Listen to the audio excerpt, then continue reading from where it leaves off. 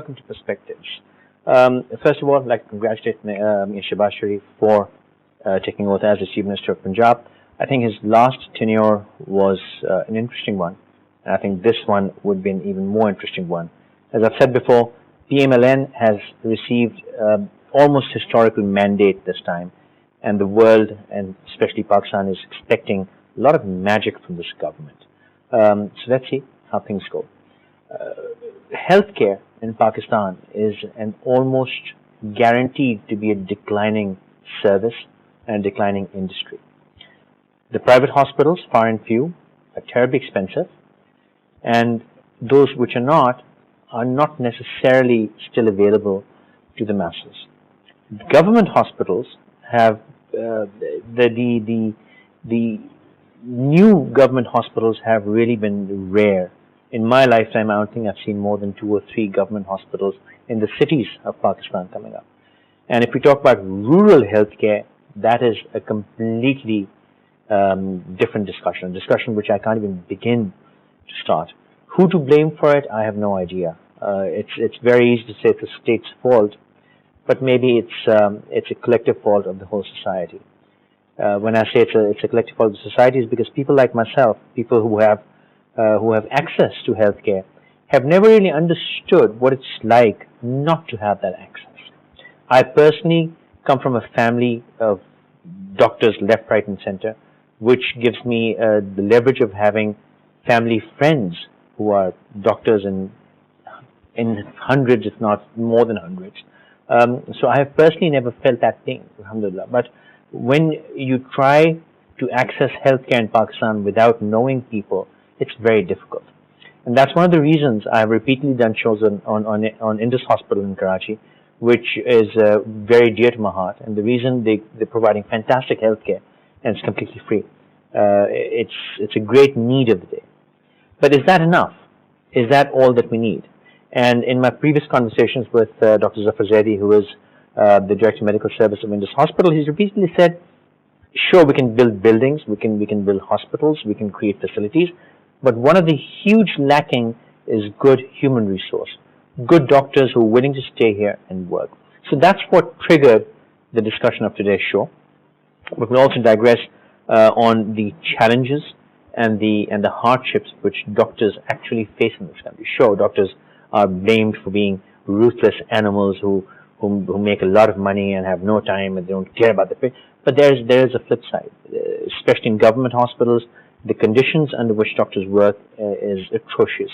One could blame them for the conditions, but I don't think that's fair. The resources, it's a whole potpourri of reasons. So we'll talk about all of that today.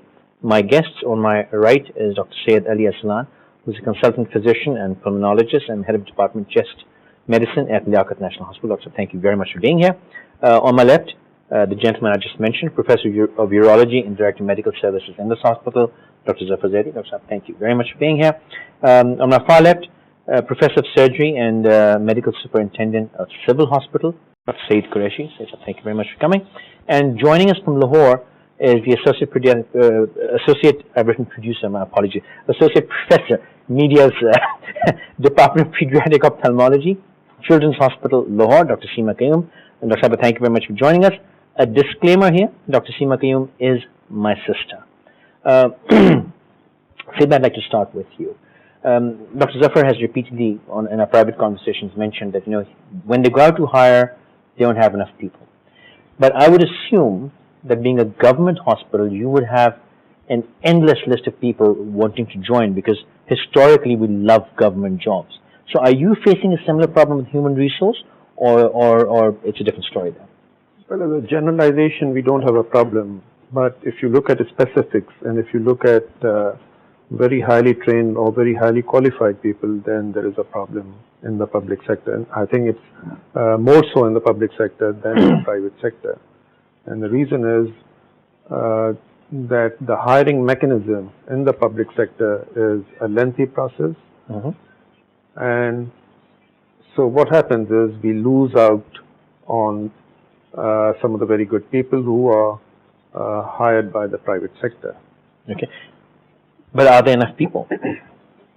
There is a reasonable cohort of people because people are being trained all the time, but they are being trained at a sort of a general sort of surgeons or general physicians, and they at that time and moment do not have the requisite qualifications or training of a high-blown specialist. So the specialties are lacking. That is the major problem. Although there are places like if you went into the urology sphere or transplantation, then you have a very big institute. But as a generalization, if you look at the teaching hospital, the public sector teaching hospitals, that remains a problem. Achha. Yes, I would agree with Saeed. However, I think the number of specialties, with the people we are looking at, the spectrum of highly qualified specialists, these would be far fewer as compared to those you need to run your healthcare. When you look at the healthcare, there's a much bigger number that you need to run. We tend to focus in our hospitals, myself included, on training very specialized people. When you look at the country as a whole, it requires the specialized people, but it requires a lot of generalized people. Our big problems are that it's not that we are not producing doctors every year, thousands and thousands and thousands of doctors from so many medical colleges and universities that 20 years ago, 30 years ago, when we were coming out as doctors, there weren't even a quarter or even a 10% of what it is now. Yet, when you advertise, when you want to go and hire people, you pay the market rate, and maybe that is one question we can go to, is that the right rate? And you don't find people applying, and you don't find people coming in to do the work.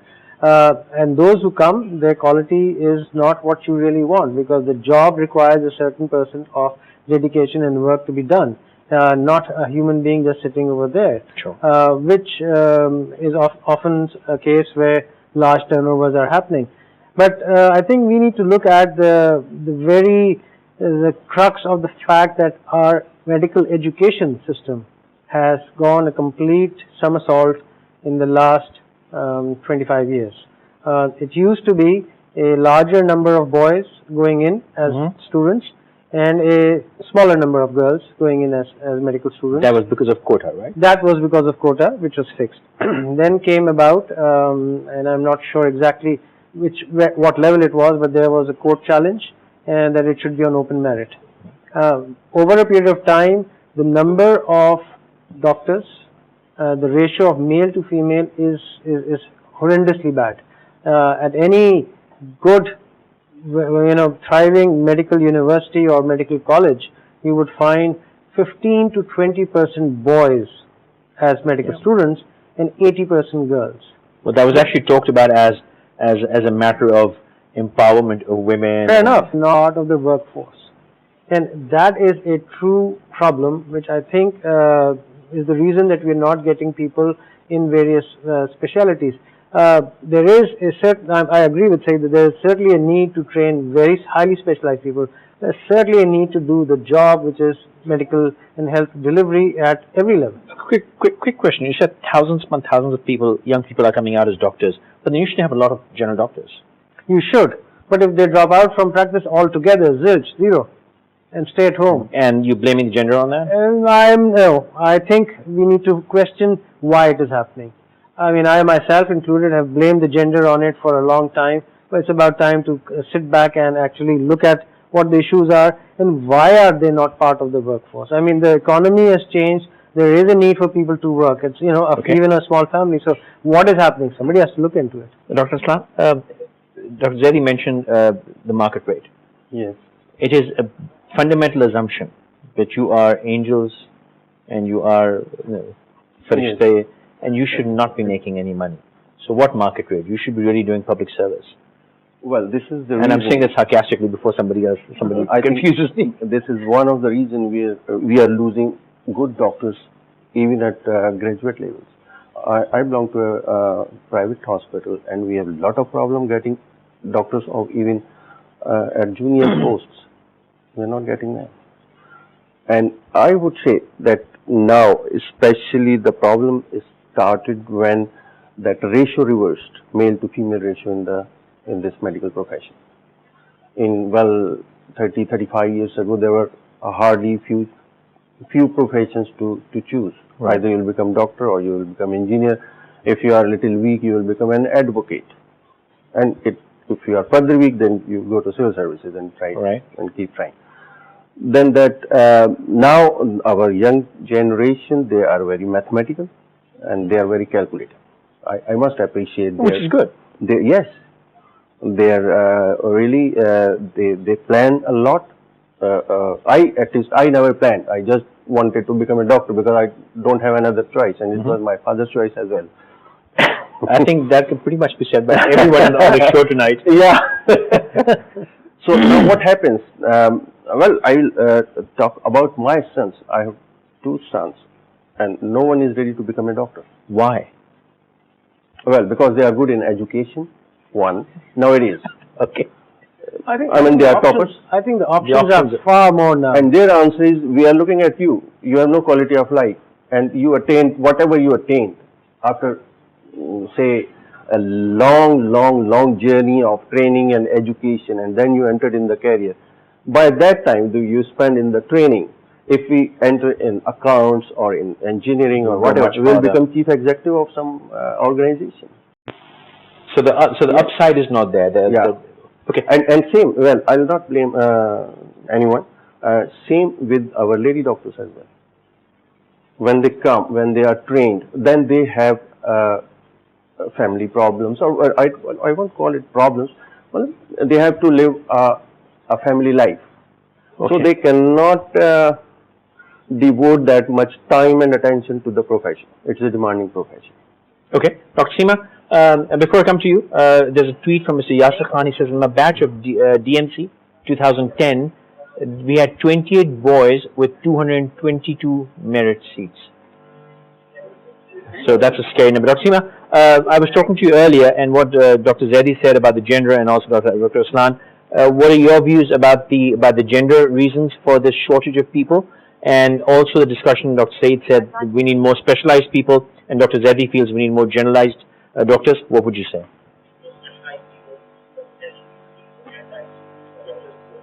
Dr. Seema, can you hear me? I was just listening to the discussion. Yeah. As Dr. Zaidi puts in, and he put it very rightly, that a lot of... Hello? Yeah, please go on. A lot of girls enter into the medical, they enter into the medical school, but they do not enter into the workforce. Now, I think we have to look into that matter. When a girl decides to enter into a medical school, she intends to dedicate her life to that profession. But then we have to look into that matter, that why does not a girl who graduates from a medical school does not enter into the medical field? As the gentleman sitting there said that the family problems come up and they are not able to work in their work as wholeheartedly as a man. I tend to disagree with that, because if you have dedication and you have the love for the profession, then I think a female doctor, since I am myself a female doctor, I think they are better doctors than a male, because they are more compassionate. And when a female decides to work, she's very hardworking, and nothing can stop it. But again, then I would like to ask these 3 gentlemen sitting here that why is it so that a female doctor is not able to work in this, is not able to enter the workforce? It is because of the mindset of the husband or the in-laws or the family.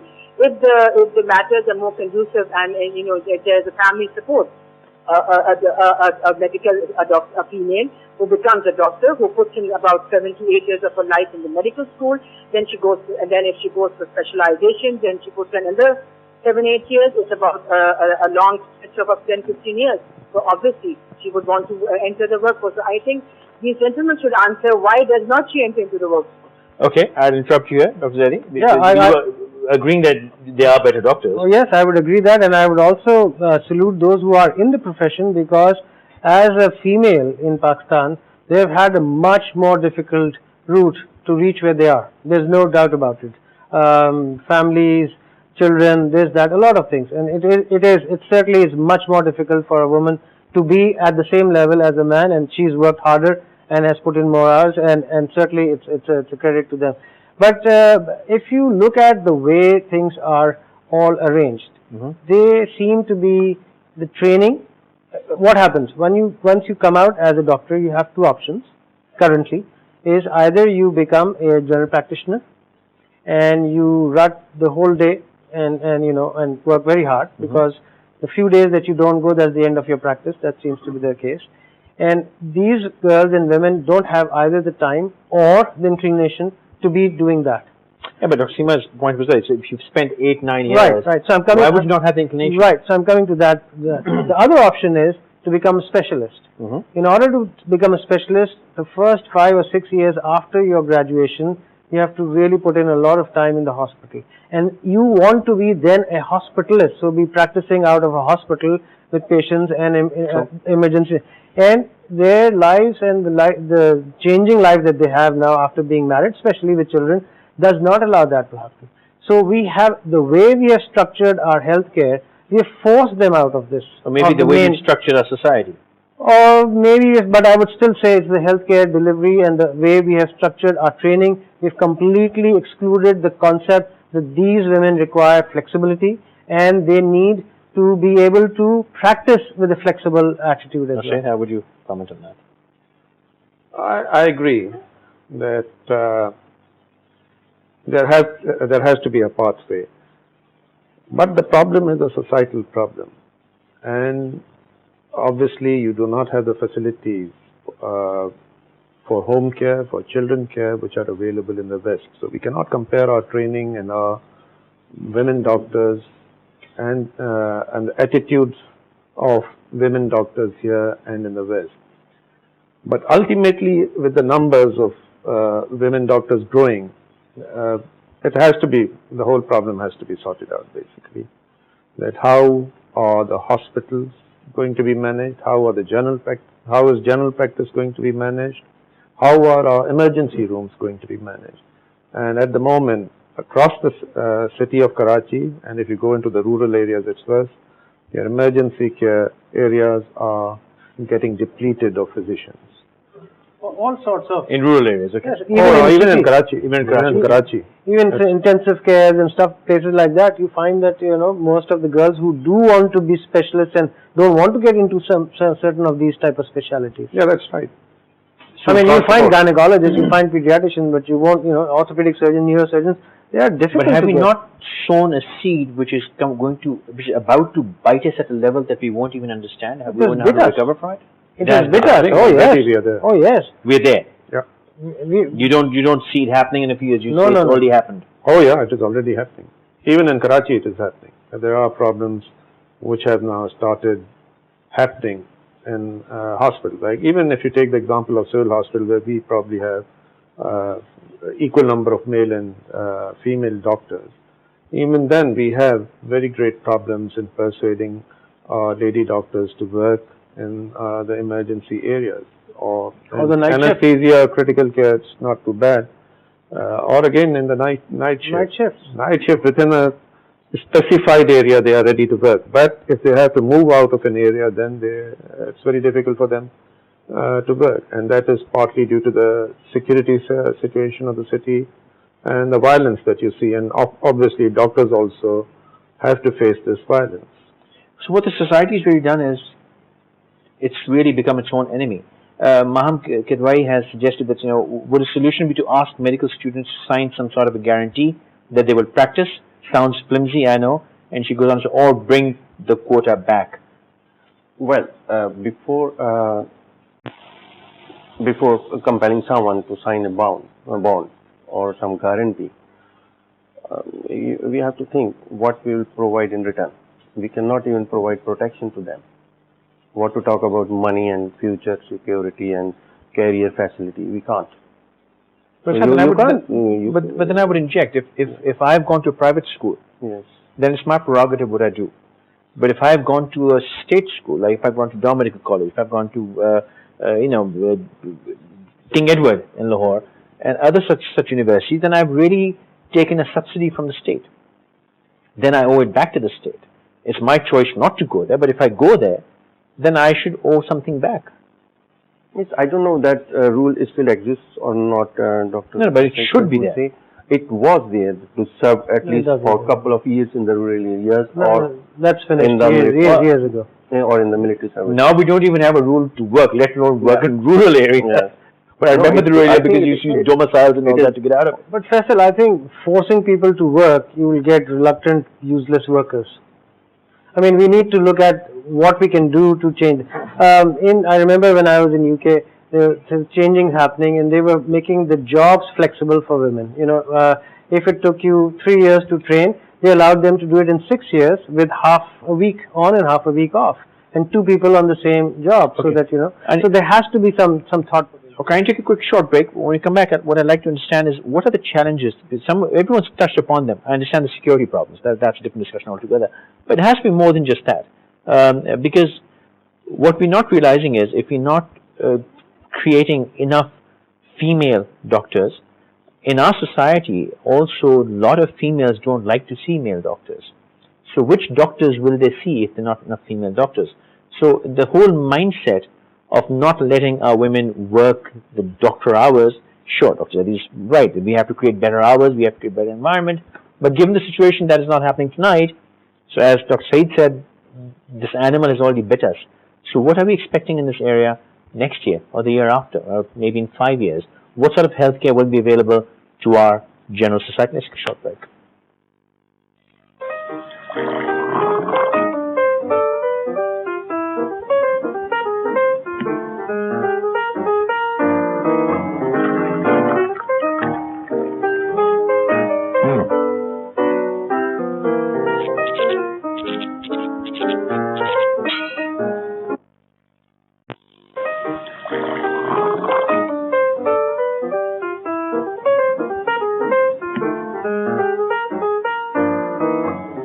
Thank you for staying with us. You're watching Perspectives. Dr. Seema, I have a tweet here as well. It says, I think the decisive point is the marriage where gentlemen have to understand the hours a doctor wife would be keeping. This is Mr. Saeed Qureshi. But I want to ask you 2 questions. One, Dr. Zaidi was saying during the break, what will it take for the women to come back into the workforce? One. Secondly, do you think the re-implementation of a quota or somehow creating a balance of men and women, young boys and girls going into the medical profession has to be increased? How do you see, where do you see the solution?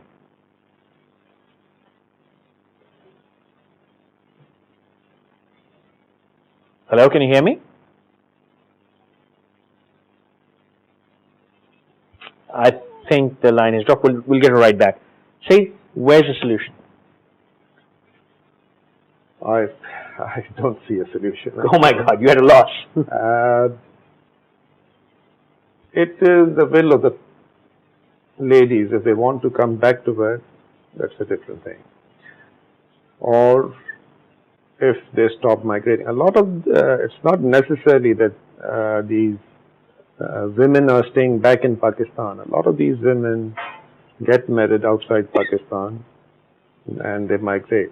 And a lot of the women, obviously, they are of childbearing age, so they will have children. The children have to be brought up, and that is a natural cycle. Okay, if I may interject, the same challenges were present 30 years ago as well, but there were a lot more balance of doctors. No, I don't think No, so. I think there were. I think the number of male doctors was much greater. Far more. The production of male doctors Okay. proportionately was much greater. But in actual numbers, it hasn't gone down, obviously. The actual numbers have increased, both for women and for men. Okay, Dr. Seema is back online. Dr. Seema, I want you to comment on 2 things. One, what will it take for the workforce, the women who are actually going to medical school to stay in the profession? And also, some people have tweeted that maybe reinforcement of a quota system or some other way of creating a balance of men and women going into the medical profession. How would you comment? Oh, Hello? hello? Yeah. Can you hear me? Yeah, I can hear you. Please go on. Yes. Well, as you said, the reinforcement of quota system would be a good thing or not.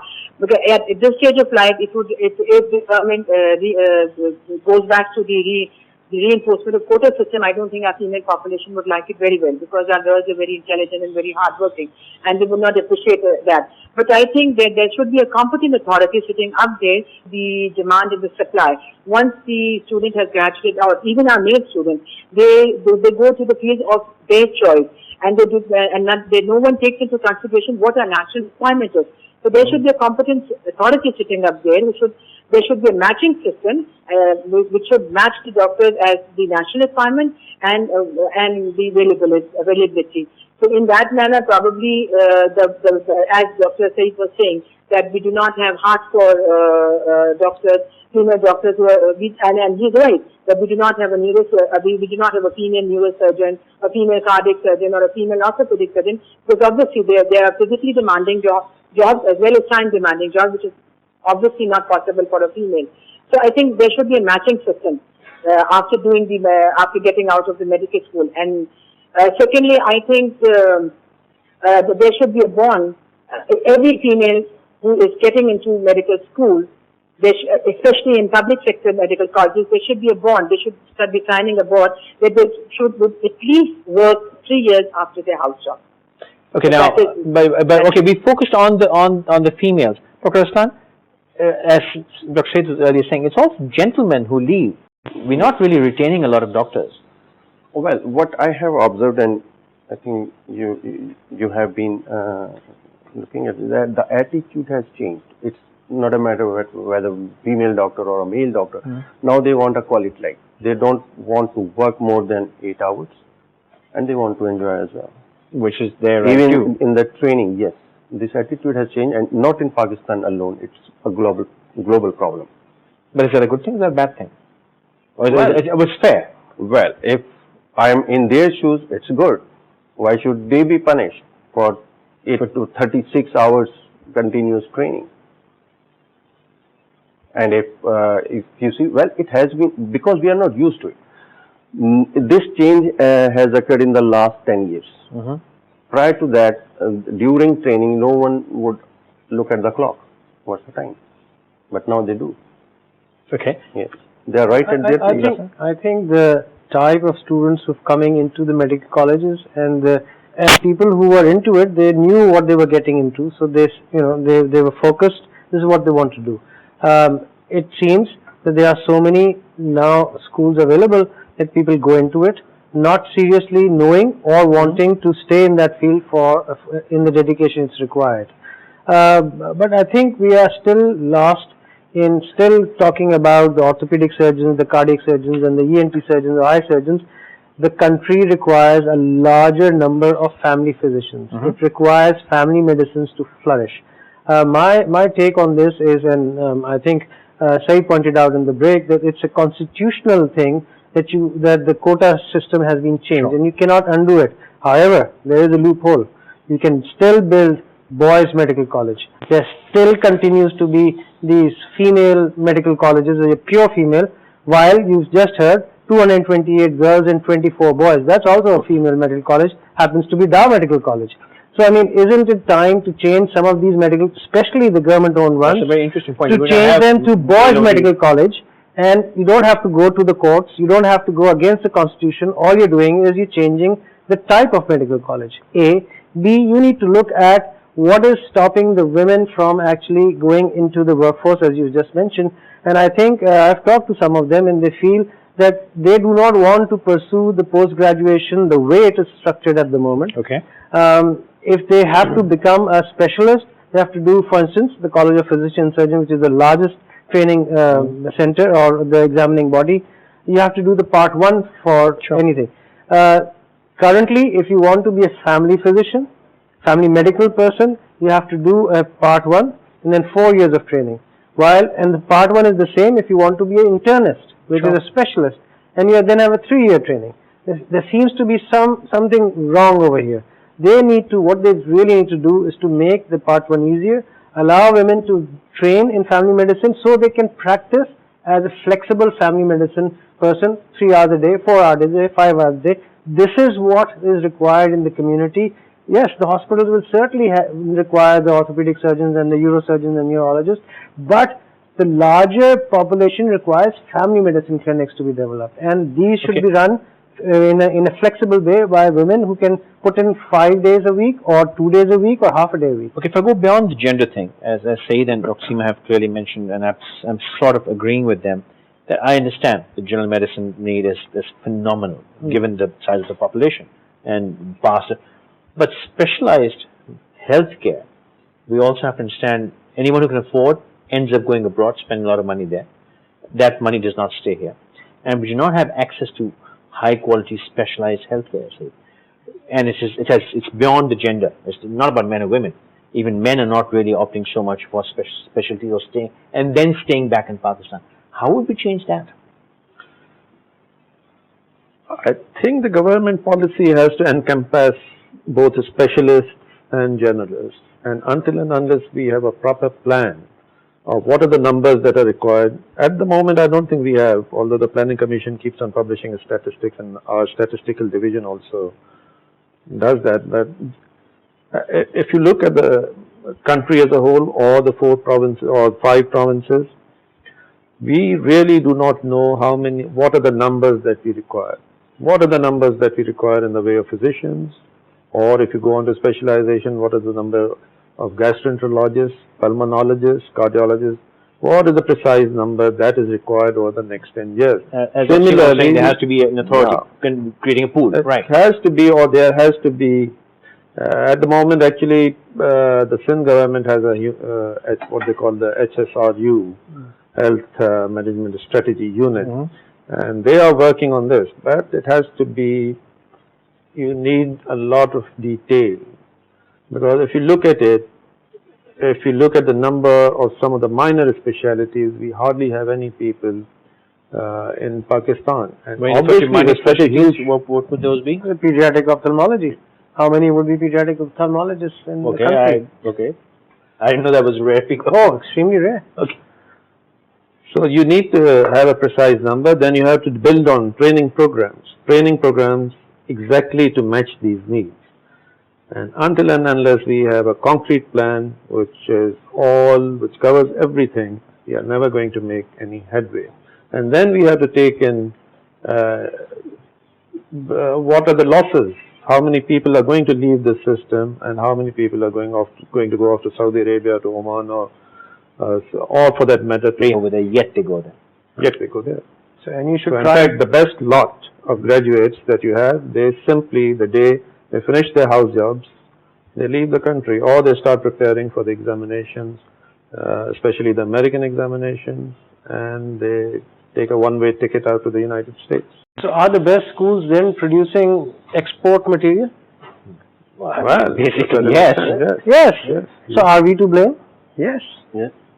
I mean, I have to take the blame. How are you to blame? Well, we, as doctors, as teachers, as trainers, and I mean, it's not that X or Y is to blame, it is the whole medical profession has to blame, because we've played into this phenomena of training people to be exported. Dr. Seema, do you agree that we have become a high quality, cheap doctor producing resource, and are the senior doctors like yourselves are to blame?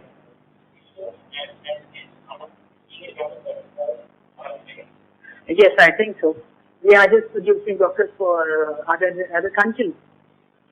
Hello? Yeah, go on. Yeah, we are producing doctors for other countries. We are not producing doctors for Pakistan. They on the first opportunity, they just jump for the first opportunity and just go away. It is not the male or female issue. But is that the fault of the senior doctors, as Dr. Zaidi is saying, or is that the fault of our national mindset? Both, I think. Both. Okay, Saeed, do you agree? Yes, I think it's both. It's the mindset as well as other trainers. We have not trained them well. We have not inculcated in their mind the idea of staying back in Pakistan. Like my children, they don't want to become doctors. They did not go into that profession. Well, every doctor in the show, the children don't want to be. Yours too? So I think that's true. Well, Dr. Aslan's children don't want to be doctors. Mine don't either. But I think there are multiple, and I think I agree with Dr. Aslan, is that the quality of life that the doctors over here have. Maybe the retention of male doctors, that one has to, as we talked earlier, needs to be looked at from the financial aspects of things as well. You look at somebody who is now 26, 27 years old, who's just come out as a doctor, and what do they earn? 40, 50,000 rupees, if they are lucky. You go and any other financial institution or any other bank or anywhere else, at 22 they are making twice that amount. Okay, Maham Kidwai says exactly the brain drain is crippling our healthcare system. But about not being a lucrative career, I beg to differ. Doctors in Pakistan, urban doctors who have actually worked hard and have created practices, I think they meant some serious amount of You money. can only count them on your 10 or 20 Yeah, that's because fingers. not so many have worked that hard. I mean, if you That's look right. at, as a general, if you see it, that's not true. Well, but then you are again specifying that this is just in the cities, isn't it? You No, have to no, look at fine. the country as a whole. No, no, I understand, but you can't say the opportunities. You can't say there's no No, career. You can't say there's no. no, there's I no agree. The opportunities are there. Obviously, all the three of us are sitting here. All three of us are trained elsewhere, came back to Pakistan, and we continue to work in Pakistan. So obviously, the opportunities are there, but the opportunities are not there for all and sundry. They are for a very few who excel at their work and they advance in their own fields. But that's true for anywhere in the world. And You have to be good at what you're doing. You have to work hard. look, now it's a better answer. If a doctor works hard and make some good amount of money, how many doctors you can count, as doctors had said, on fingertips, even in Karachi? I can count anyone who's worked hard and is good is making a lot of money. Well, No, it's maybe not true. you may be quite pleasantly surprised No, it's not that the true. numbers are not as big as you think. No, they're not. Yes. But the number of people who actually worked hard and are good, they do well. But those who have worked hard and do good in any field, No, but Absolutely, agreed, 100%. But so the field of medicine is no not different. necessarily a non-lucrative field. yes, agreed. There's an opportunity there. Yes, there's that. And the number of hours a doctor puts in the US, they don't put even a tenth of those hours here, and then expect that lifestyle. No, I'm but sorry. if it would have been a lucrative field, then our children would not decline. Well, maybe that's the mindset you talked about earlier. Maybe. Yes. But Seema, It's not that lucrative. in the 80s, where you all are pretty much the same batch, medicine was a premium field, almost a guarantee to get married as well. लड़की ने बेटे ने डॉक्टरी की तो शादी हुई हुई. If you're a doctor, you'll definitely get married well. Is it a premium field, a premium career today, or now is it just a leftover career?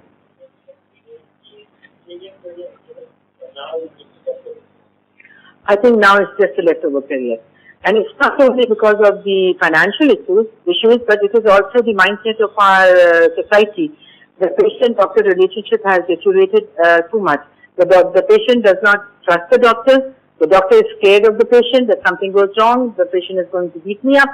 So I think most of the young doctors who were working in my hospital, they were well settled, they were doing well, they intended to stay back in Pakistan.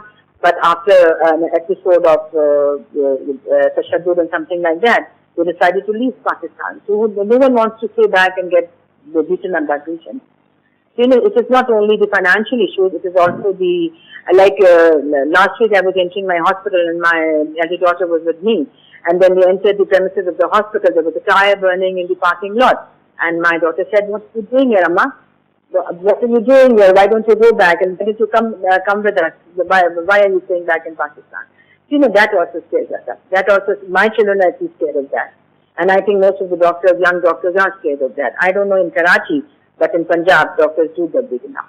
Well, Karachi is not much better. They don't get beaten up, they get shot. Maham Kidwai says that times are changing. A lot of external factors like strikes hamper families from letting kids pursue careers, girls especially. It's become a hostile career. Dr. Saeed, you are in like the hot spot of violence as it comes to civil hospital. That's where like every emergency is there, the whole pressure is there, and I've seen media sticking cameras in your face and asking you tough questions. Are those fair questions being asked of an MS of a government hospital? Is it in your hands to do better, or how do you, the whole society attitude towards doctors shifted, I feel, and became quite poor in the past 5-6 years ever since media started sticking cameras into your faces. Was that fair? Was that unfair? I think partly it is, they are slightly hostile, and I think they are unfair. At times they are unfair, not always. At times the conditions are such, but then especially in the public sector, there are a multitude of problems. First of all, we start off with old-fashioned rules which apply to. So you're completely beholden to that. Even the janitorial staff. If they don't come in, we can't do anything. At the most, we can stop their salary for a few days, and then there is a process which takes about 2 years to get them out. And generally, what happens is that they get some relief from an administrator sitting in the health department or in one of the other offices. So I don't think it is fair on the administrators. It's the whole system. I think it's easier to change the administrator or the MS than it is to change the janitor, right? Yeah. It's much easier to much change easier to do that. Doctor, have any closing notes? Well, we were discussing about whom to blame and discuss the senior doctors whether they are blamed or not. I would say what is in my hand, what is my authority or Dr. Zaidi's authority. What all we can do to educate a young doctor, to impart a training. But we are not empowered to even place him at a proper place. So what to talk about future planning? I think we are contributing at our best. Now, wherever they go, it's their option. We can't stop them. Okay. Dr. Seema, your closing notes?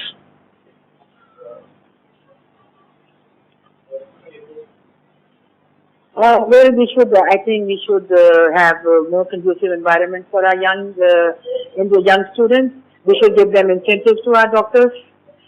We should provide a better environment for our children to work, and a better incentives, especially financial as well as security issues. And then I think we'll get more doctors, more compassionate doctors there. I think बच्चों में अभी भी जज्बा है. They have the passion, just not. But the environment is not inviting. Dr. Saeed, any closing notes from you, sir?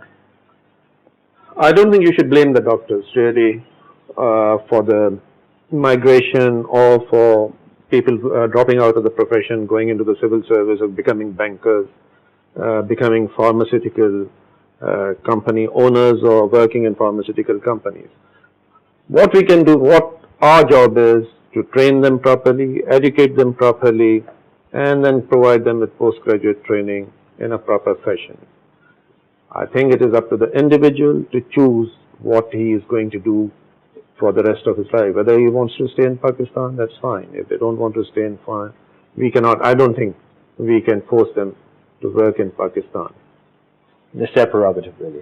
Yes, I would partly agree with you, Saeed. I think I totally agree that it's our duty to train them and everything and leave it to their prerogative. But I think these things are matters that we at our stage can appreciate and understand the need which is now, as you said, which is better. You can't expect a junior doctor to appreciate what is happening in the health care delivery in Pakistan, where there is a serious shortage of human resource. So if we cannot be absolved of our status that we are in at the moment. All of us are at the peak of our careers. All of us matter one way or the other, directly to the government or privately. But it is us who are going to point this out. It is us who will have to find the solution, and it is us who will have to solve it. Otherwise, you can't leave it for the next generation to come in and be in a bigger hole than we are in at the moment. Thank you very much, all of you. Mr. Yasir Khan has said, please also discuss media's role, especially their coverage when doctors get beaten up. We just covered that. Thank you for pointing out. Maham said very well, I feel for our learned doctors on the show, they're brilliant. Sadly, these days, not everyone is as dedicated. And she says, we need to reinstill the idea of the nobility of this profession. Healthcare is key for progress and survival. I would like parents and husbands to reconsider how they want to treat their children in careers and professions. Medicine may not be a premium career right now, but it needs to become a premium career very quickly again. As we grow older, we will be in some serious trouble. Good night.